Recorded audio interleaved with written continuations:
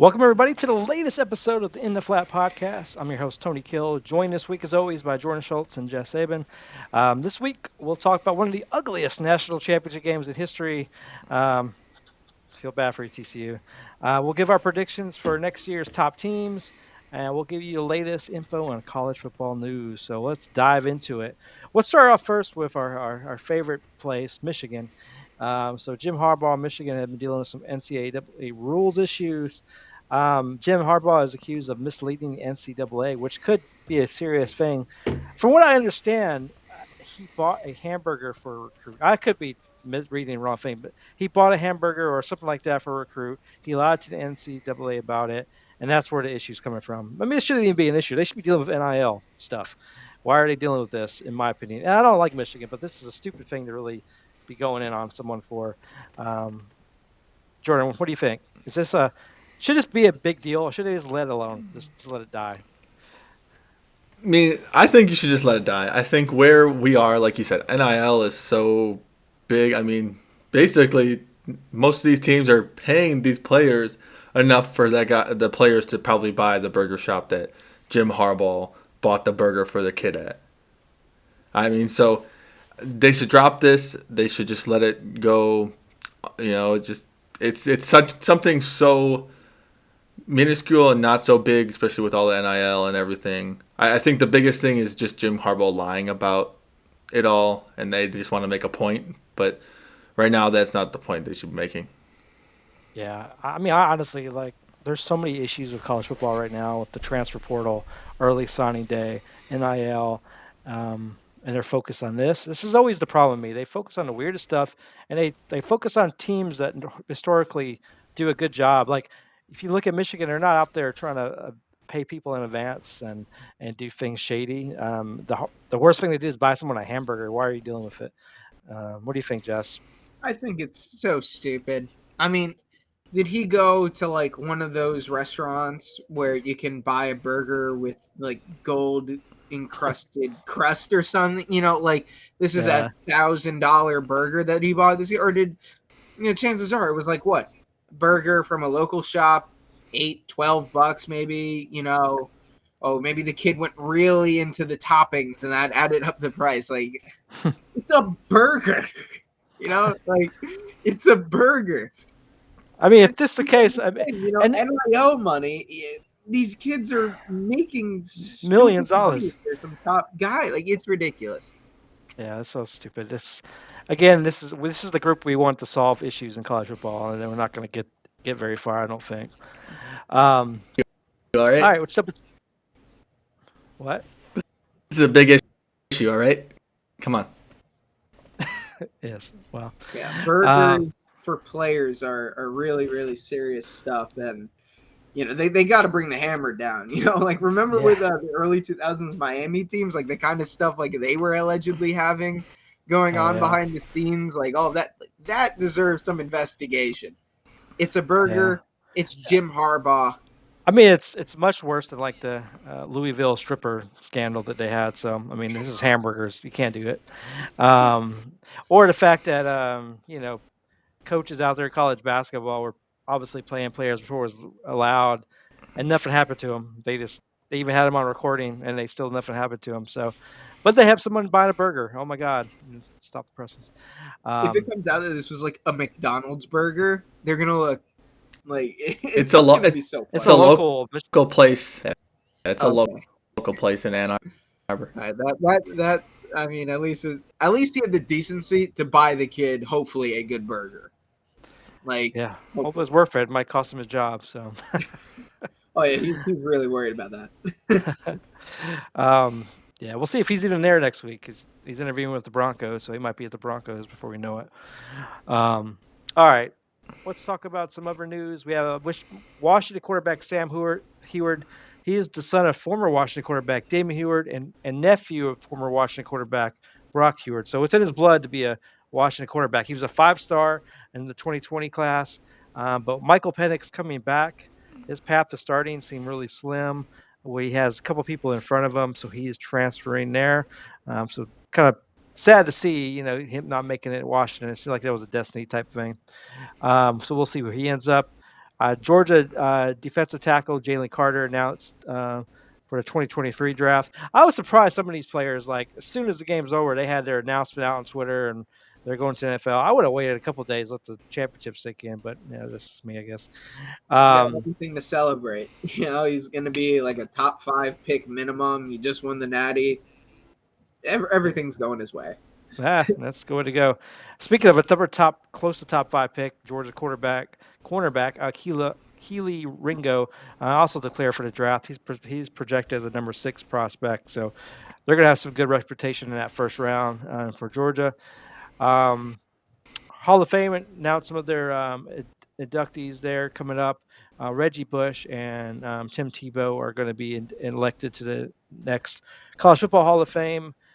This is a question for you guys because for me, I always look at Tim Tebow as the best quarterback in college football. For me, it was because he won the Heisman, he won the championships. He was always just a great leader out there on the court. But obviously, you can look at Stetson Bennett maybe as a better quarterback because of his 2 national championships. I'm not sure, but who do you guys consider like the best quarterback running back there? Are these guys in the running for that? Do you think? Jess, what do you say? I think they're definitely up there. Quarterback wise, let's see. I mean, it's hard to think of guys that are up there with Tebow overall, but Vince Young, Cam Newton, they would definitely be up there for me. But yeah, I think Tim Tebow is easily top 3. Reggie Bush, um, I think he's also in that top 3 convo. Ricky Williams, Bo Jackson, Barry There's Sanders. so many. I just think about it. There's There's so so many many good more like great running backs. I college would running put up backs, there. right? You can just think of like people you don't even think of, like all those Wisconsin running backs or Adrian Adrian Peterson. Peterson, Herschel Walker. Uh, Yeah, you know, I know Earl Campbell, OJ. I mean, a lot of them also had a lot of OJ killed it out success there for sure. too. Yeah. So Love fit the running back room really is a well. lot bigger. Huh? I What, was saying Jordan? Nothing. OJ killed it out there. I was saying. Oh, at least get And creative his, with it. Come on. hey, what do you mean the glove he wore? Okay, so Hey, you're breaking up a little bit, Jordan, Yeah, on your your mic. mic cut out there for a second. Let's move on to some news from SEC's Greg Sankey. Um, he calls for ending the early signing period. Just that period of time if he just feels like it's just too much going on. I agree. Like if you think about it, you have some of like you have Georgia right now been preparing for the playoff run. At the same time, they're having to host all these recruits in December right before the holidays, and they're having to try to recruit those recruits, bring them in. Then you have all these transfer portal folks coming in at the same time. I mean, why can't they just wait till February? But and then you also have early enrollees, though, is the other issue because early enrollees start in December. So there's just a lot of things out there. Just what do you think? Do you think they should end the early signing period, or do you think these coaches are paying millions? They need to figure it out. I mean, it's hard to say because it's one of those things that's been around for a little while now. It's kind of ingrained in the college football culture, as it were. But I mean, even if it is, revoked or whatever, I mean, the college coaches they're paid millions of dollars.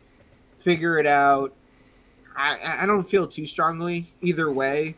I think overall the recruiting process is still going to be mostly the same. I mean, I'm hoping in the next few years, maybe some newer teams can actually start competing in that market, but the early signing period I don't think is the biggest issue with recruiting as it stands right now, especially with how NILs are kind of coming about. And not to mention, if you can't win recruiting, try and win the transfer portal. There's so many other avenues now for all these teams, but Yeah. it's one of those things I don't necessarily know if there's a right answer or not. Yeah. I mean, they originally put that out the help recruits, and now the coaches are struggling. I don't think there's ever going to be a perfect thing that works for everyone. There's going to be things that hurt one side or the other. So I don't know how easy this is going to go away. But Greg Sicky has the power in NCAA, so it could potentially go away if he wants to go away. All right. Let's talk about the news of the week. Really, the news of the decade here. I would say almost. You're talking about the future Heisman winner from next year, Sam Hartman, going to Notre Dame for our Fighting Irish. Um, the one thing holding Notre Dame back all these years, a top level quarterback. What do they have now? A top level quarterback behind a great offensive line, great running backs, young wide receivers. They got a transfer wide receiver coming from Virginia Tech. They're looking at another transfer wide receiver coming from USC. They have some more tight ends. They're reloading that class. They're going to reload the defense. So next year's the year. If you guys, especially you guys live in Ohio. I'm in Ohio, and we just started our. We can now bet online, so I know I'm gonna put my money on Notre Dame to win a national championship next year. I know Jess is going to join me in solidarity there. But Jordan, what do you think about this for real? Like, do you think this is gonna move the needle? Are we going to see some? How do you think we're going to see with Notre Dame next year? I think it's going to be a huge change Notre Dame offensively, just because, like Tony, you said, quarterback has been the biggest issue. They haven't had a consistent quarterback that can pass. That the abilities Sam Hartman has, watching him at Wake Forest, just to split that defense up and just, throw for hundreds of yards each game and just dominate offensively. And I think it's gonna be good for him transitioning because now Wake Forest, didn't have that defense. I mean, a lot of ACC teams don't, and Notre Dame is getting that defense. Freeman's getting that defense, right, and getting those players in and just reloading. And I think with the, recruit wide receivers and the transfer wide receivers they're bringing in, and hopefully they get the USC receiver as well because he visited this week. And so it'd be huge, and I think Notre Dame is either going to be in the conversation of a college football playoff this year, and Sam Hartman might be in that conversation of winning the Heisman. So big pickup, huge pickup. I think like Tony said, biggest thing of the decade, maybe the century. Um, I mean, you don't know. maybe of all of our lifetimes, really. I mean, if you think about it, So, Jess, I know you agree. What are your thoughts here on Sam Hartman and Notre Dame? Notre Dame, it's a big pickup. That should definitely. I don't know if it's going to put them over the top for the Natty, but it's certainly going to boost them. It's they're going to be able to have a much more vertical offense. I mean, Harmon's thrown. He's been playing college ball for what 4 years now, something like that. He's got 13,000 passing yards, 110 touchdowns. He should be bringing a new dynamic to that Notre Dame offense. But I hate to be the bearer of bad news. I don't think it's putting y'all over the top for the national championship this upcoming year. So it's it in terms of the transfer portal, I would say it potentially is the biggest news of this offseason so far. I mean, outside of everybody transferring to Colorado. Uh, so, it's good for you. Go Irish. It's okay. Thanks, Jess. Remember, Jess thought USC was going to make the national championship this year, I so I it's did okay. not. I Hey, thought it they didn't happen. deserved to be No, in the no, Jess, playoff. it's I fine. thought they It's fine. deserved to be in the playoff. I didn't think they were winning it all. Jess, Georgia yes, was clearly the Lone Ranger at the top. it's fine, Jess. We know um, you're wrong. but no, what I really You like about fucking this think pickup, though. Caleb Williams is the best quarterback in college football. There's no debate about it. Well, we'll see. Um, but what I like about this pickup is Notre Dame has been last year. They for very low 200 yards a game passing, or a lot of times lower, and they were still able to run the football like 200 to 300 yards a game. Think about if you open that offense up, they're not going to be able to stack the box, and those physical line, that physical running back will be able to run on teams and wear them down throughout the game, and still, and when they try to stack the box, they'll beat them vertically. So I think offensively they'll be able to really hurt some teams. I'll be interested next year. Ohio State and USC come to Notre Dame. Me and Jordan will be going both of those games next year. So I can't wait to watch those. Then we go to Clemson. So I think it's the schedule lines up. You go through the schedule, you're making the playoffs. So interested to see what next year looks like for sure. Pretty confident they're beating Ohio State and USC. I would guarantee it. We're going to beat Ohio State. So um, Really, that's a with guarantee, huh? McCord as quarterback, I'm not. He doesn't strike fear in me. So, we'll see. Maybe they. Maybe they have a better quarterback, and that strike fear. But well, at this point, I'm confident we're going to beat Ohio State next year. Mark it down, January 10th, 6:35 p.m. Eastern time. This is I'm a calling it. this is another bet. If you put on Notre Dame beating Ohio State, message Jess Saban on Twitter, and he will reimburse you if it's a loss. That's right. Jess is that's your man. So you're something to him. But if you get some money and you win, look at Tony Kill on Twitter. Send those my share my way. So I appreciate that, guys. All right, let's talk about the national championship game. There's not really much to talk about it, but Georgia. I think we all thought Georgia was going to win, and we felt like it was going to be a bit of a blowout because they're just a much more talented team than TCU. But I did not see 65-7 coming. I mean, that was just.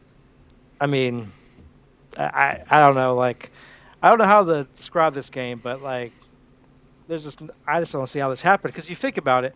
TCU beat Michigan, which beat Ohio State, which Ohio State almost beat Georgia. How do we get from all that to 65-7 Georgia over TCU? Was Georgia just not motivated for those other games, or they were angry? I don't know what it was, but they came in here hungry and they took care of business. Max Duggan, his worst game of the season for sure. 152 yards, 2 interceptions. He was just running for his life all game. The line was definitely not protecting him at all.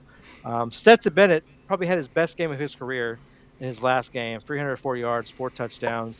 Was moving around, running with the football, ran in for a couple touchdowns. So, really good game. So, Jordan, what did you think of this Georgia performance? Well, most points in the BCS or college football playoff title game, largest blowout in both those, the title game, and the largest margin of victory in any bowl game ever. I don't know if it's just talent. Also, I think TCU hasn't had those big games, haven't been in those, games that are as big as this, and it kind of showed a lot of mistakes. Just a lot of open players, just a lot of miscommunication offensively and defensively. It just Georgia took advantage of it all, and it just really showed in this game. And it was 38-7 at halftime. I watched the third quarter, and then it was like a blowout, and I was like, "What am I doing?"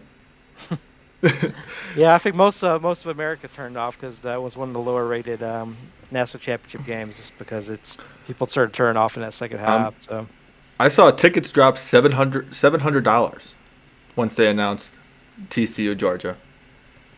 wow. Yeah, I mean, obviously the bigger money matchup would have been Michigan Georgia, but I don't see Michigan beating this team at all. It would have been closer though, I would think. But that's why for Yeah. Michigan, you got to take care of business because TCU, you can't take anybody for granted. Jess, what was your thoughts on the game? Like Jordan said, it's a big talent differential. I mean, part of the reason that Ohio State was able to stick with Georgia as close as they were is, I mean, they had more NFL guys. Like at the end of the day, talent wins, and Georgia has been in the last 5 years or so averaging like a top five, top three recruiting class. TCU has been probably somewhere in the 40s, 50s range, or somewhere around there, if I'm remembering correctly. But it's at the end of the day, Ohio State was able to put they had NFL guys in the trenches. They had NFL guys on the outside. They had an NFL, first round quarterback. Marvin Harrison Jr. might if I'm just gonna say he is the number one receiver in the country right now. Like Quentin Johnson is phenomenal. He's gonna be probably the number one receiver off the board this year. But TCU has what? 5 total guys on the current roster that are expected to make the NFL. Pretty much everybody on Georgia is going to the pros. I mean, I don't like all the conversation that's kind of started now. Like, oh, it should have been Alabama. How could they put this product on the TV? TCU didn't deserve to be there. TCU deserved to be there. It's just a shame this is kind of how it worked out. Hopefully with the expanded playoffs, that'll allow for more competition in the recruiting because more teams will be able to say, look, we're right there. We're making the playoffs. You can come in. You can help us get over the top. I mean, the 5 stars, if you look at this upcoming recruiting class, 2023, all of the 5 stars are pretty much still going to the same couple of programs. There's a little bit more Texas, a little bit more USC, but it's still Ohio State, it's still Alabama, it's still Georgia. So it's, at the end of the day, until and it may never happen, until these recruits start going a bit more evenly distributed. Now, it's going to be a lot more of the same. It's not going to be as competitive as people want. I mean, even some of the Clemson Alabama games. I mean, when LSU played, what was it? Clemson, the Joe Burrow, Trevor Lawrence in the playoffs. There, some teams are just so stacked. It's not going to be competitive, and sadly, that was the product we got Monday night. No, for sure. It's tough. I mean, Georgia's been the one thing I like about Georgia right now. And we can talk about this in our next question. Is not only are they getting the recruits in, they're doing a good job of developing their talent that they are getting in. So they're making them better. The 3 stars or 4 stars they get, they're making them into 4 and 5 stars. And the 5 stars they're getting, they're getting the most out of them. Where other programs, I hate to say it's Alabama, they're like that used to be what Alabama was about, but now Alabama's still doing really well. But a lot of their top stars are a little more undisciplined. Where you look at Georgia, they're a lot more disciplined than Alabama has been. So that was my next question to set up: is do we think Georgia has now overtaken Alabama as the current best college football program? Um, back-to-back national champions. They've been in the playoffs, last few years. Um, they really, um, they really should have. They should have won more championships. They should have beat Alabama, but they had that crazy game with Tua. So, is Georgia in a place where they're going to now take the baton from Alabama and move forward? What do you think, Jordan? No, I definitely think this win right here and how dominant they won. They're taking that baton from Alabama. Just even if you just look at the next couple of years, Brock Bowers is coming back. If you watch the game, Lad McKinney, he was dominant. He's only a sophomore, so they have a lot of returning players for the next at least 1 year, maybe two that can dominate a game, and they definitely reloaded from last year, and they're going to reload again this year, and they've really taken the baton over, and I think just the way they do it is better than Alabama right now, and it's really going to continue to be better than Alabama unless Alabama changes something. Like you said, Tony, the discipline in Georgia compared to Alabama is crazy different. Will Anderson had probably one of the worst years for him just because of how undisciplined and how just all over the place he was this whole year. So Georgia definitely is the king of college football right now and is the standard you want to be at. Yep. Sure. What do you think, Jess? I mean, they're certainly the top dogs right now. No pun intended. Actually, pun a Fun little attending. bit. But I mean, the last team to win back to back, Alabama. Who's been the team of the last decade? Alabama, no question. So and it's hard for me to say that Georgia is like definitively like they've truly overtaken Alabama. I mean, again, going back to just the recruiting classes this year, Alabama 7 5 stars. The next highest is Texas with 4. Georgia's got 2.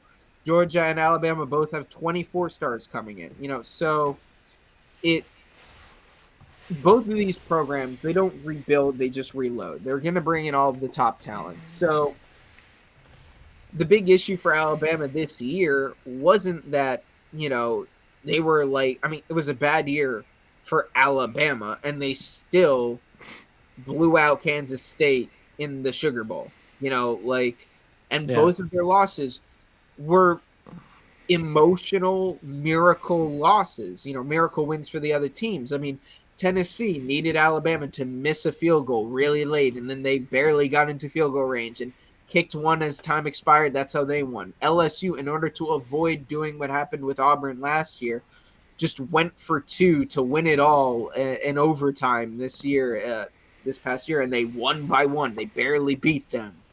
And both those games were at Tennessee, at LSU.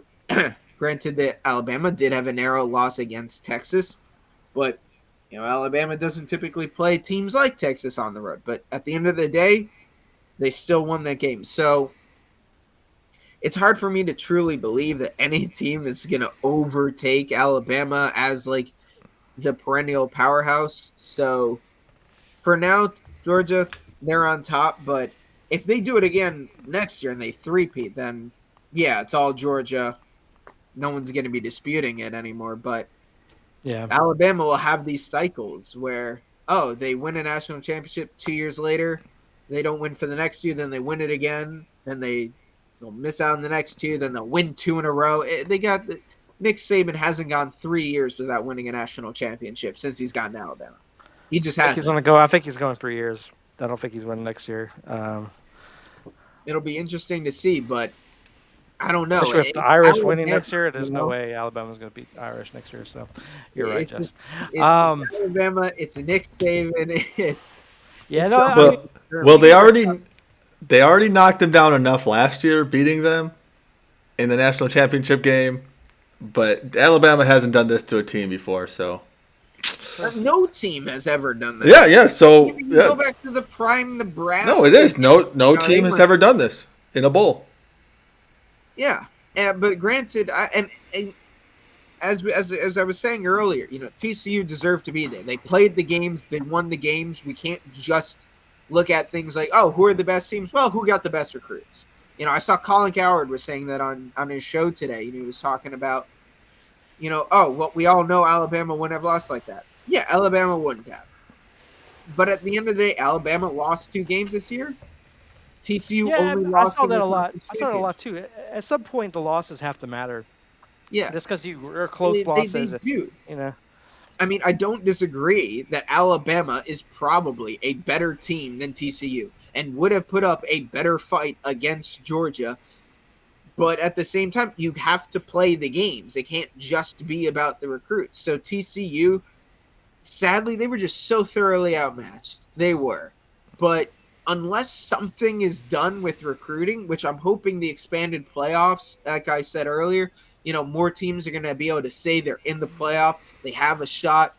Come here, help us. And these recruits, again, teams are going to have more between the combination of that and some NIL money. Notre Dame is going to be able to compete a lot more. They're going to be able to say, look, it's not just the same 4 teams every year that we sometimes sneak in with.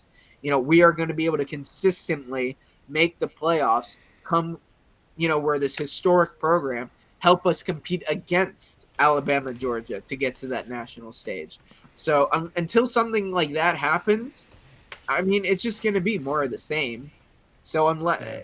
unless we just want the losses in the regular season to mean nothing, if we want that, then that's something else. Well, I think the 12-team playoffs should solve a lot of that. I mean, eventually you'll get both TCU and Alabama in, and then we'll just see what happens.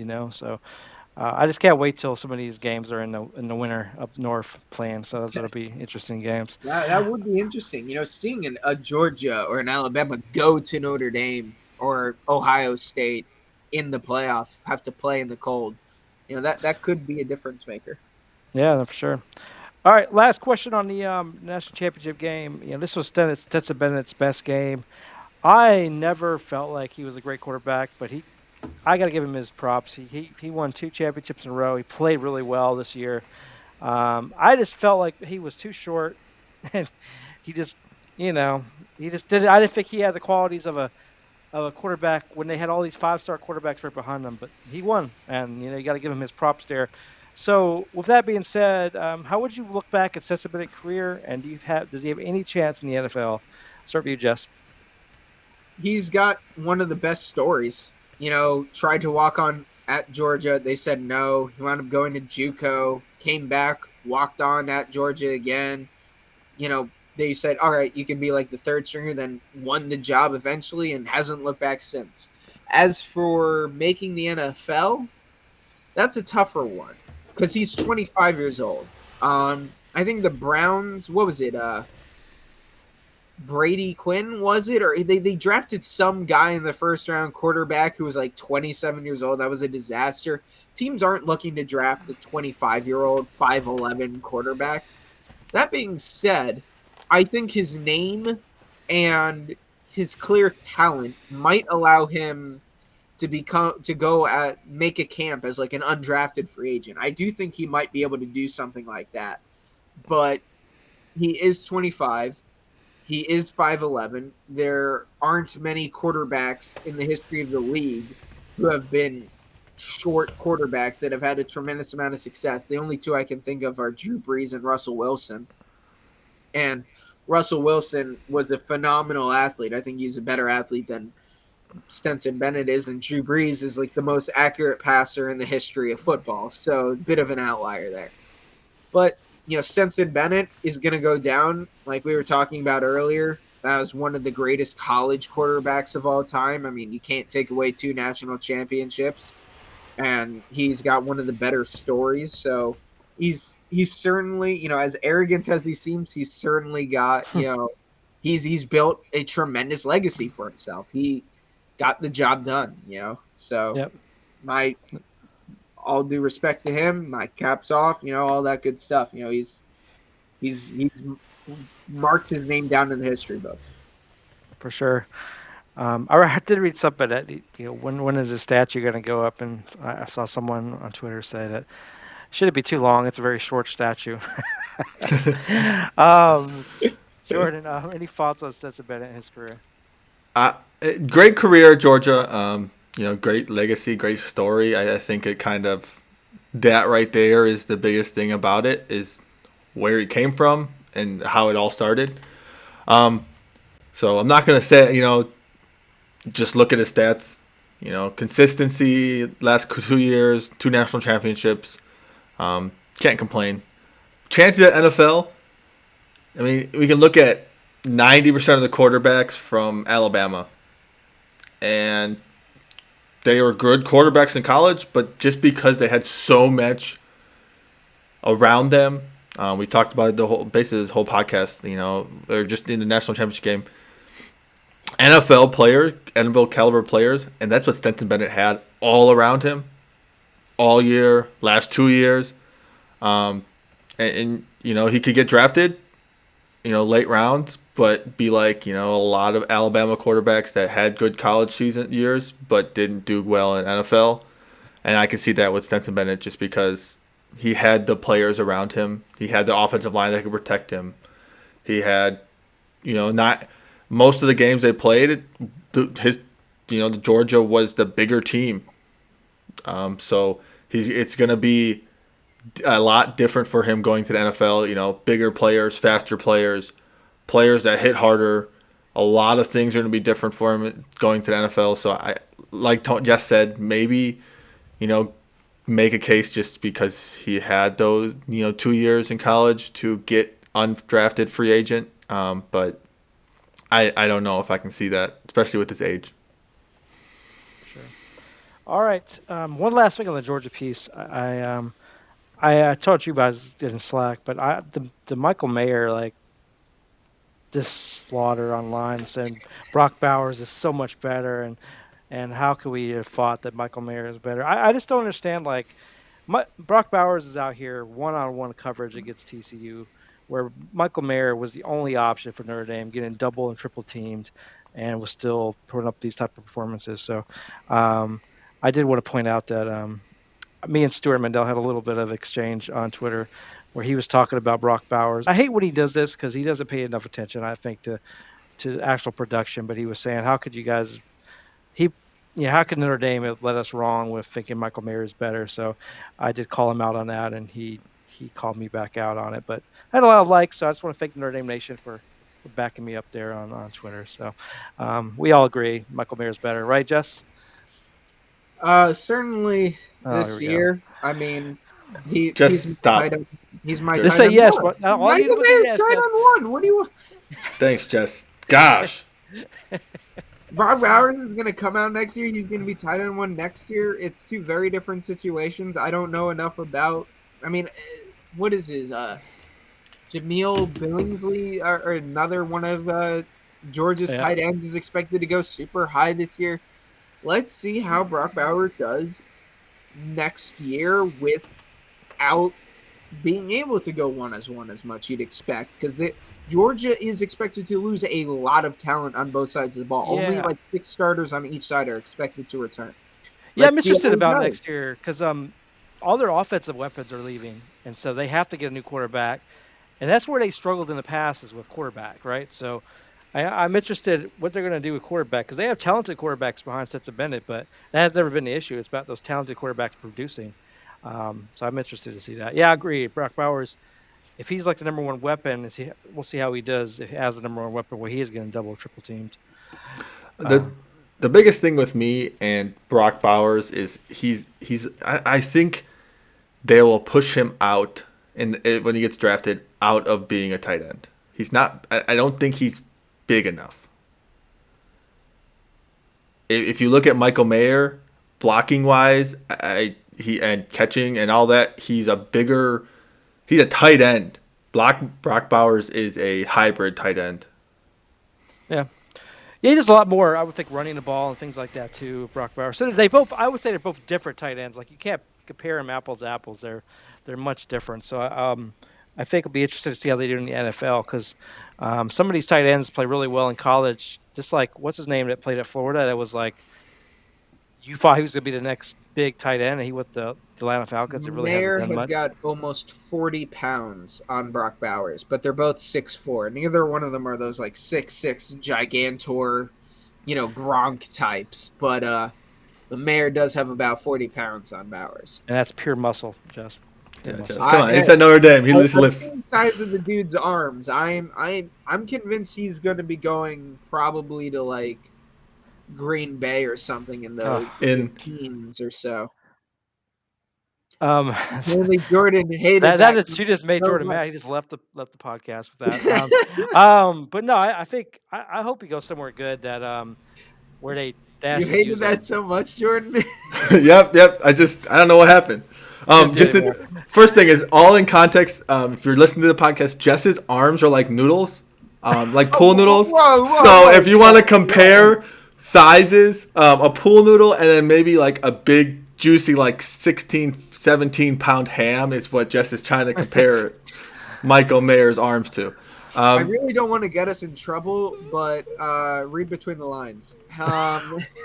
If you're listening to the podcast on Spotify, Jess just did something horrible and said Notre Dame is awful, and so Jess will not be here next week. They can hear that. What I said. He worded it. He worded it.